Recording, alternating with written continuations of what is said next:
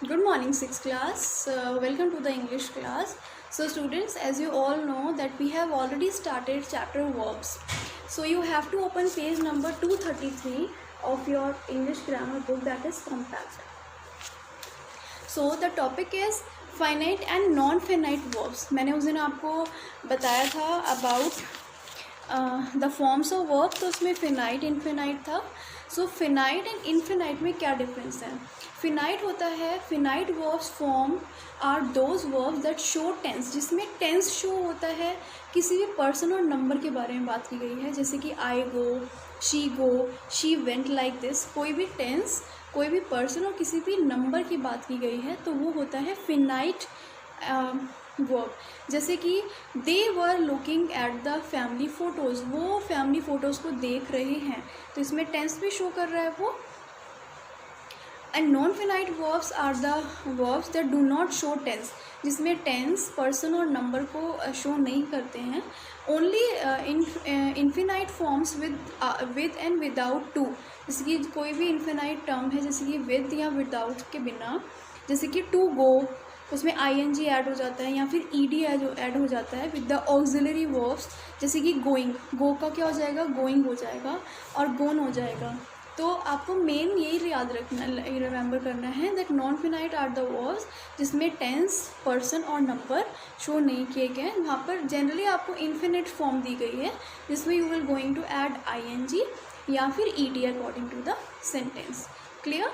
Now the next is verbs and inflections. verbs can be classified based on their shape और inflection. verbs अपने classify कर सकते हैं अपनी shape और inflection की, कैसे वो हैं.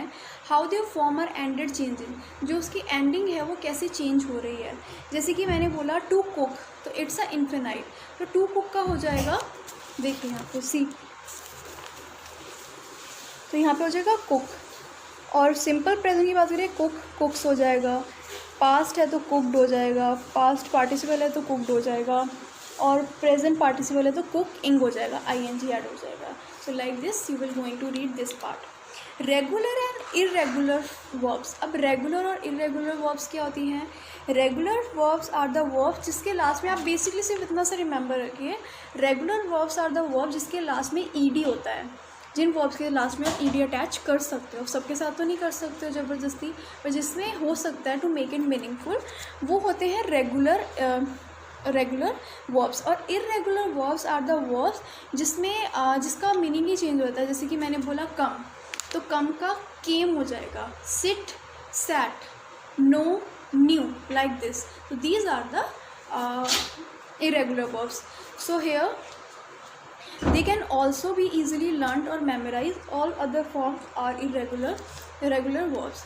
Now next and most important part of this chapter, transitive and intransitive verbs.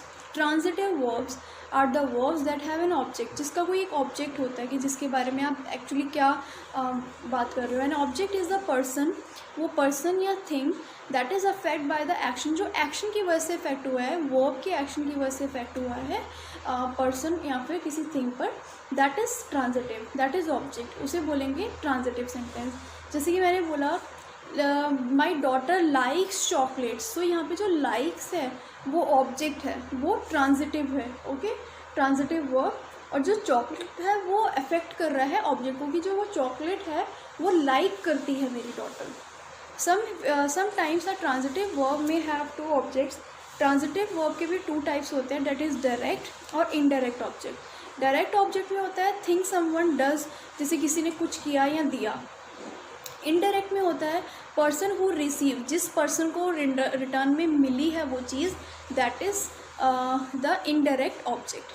Okay, now transitive verbs can be used in their passive form also.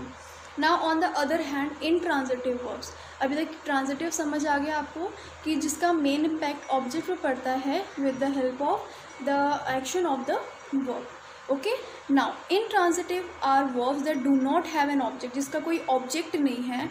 They can not B use in their passive form, और ना ही वो passive voice जो होते हैं उसमें नहीं use कर सकते हैं.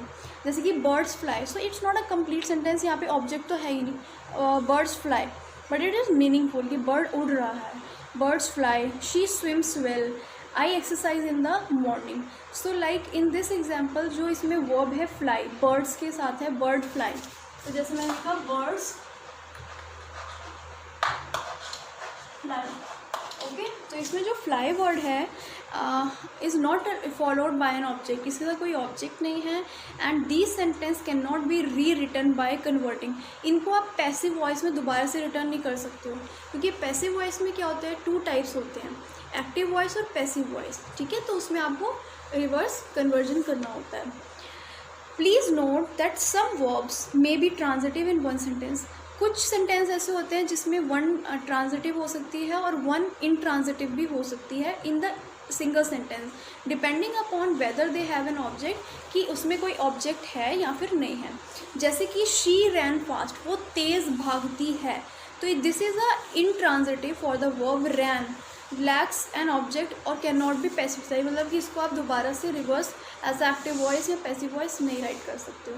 शी रैन अ रेस, तो यहाँ पे रैन जो है वो अ रेस को फॉलो कर रहा है, तो a race, so a race is a pacified, उसको आप as a passive voice change कर सकते हैं। So this is the most important page 232 that you have to read according to yourself. 2 times read करिए, 3 times करिए, 4 times करिए, till the time you are not understanding it. But still, if you are having any doubt, any problem, you can contact me or you can ask me.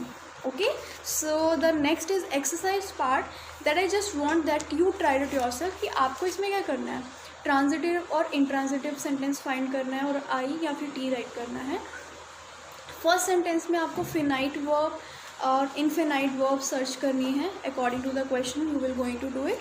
So I just want that you tried it yourself. So first of all, you have to read page number 232 of your English grammar book. Thank you. Have a nice day.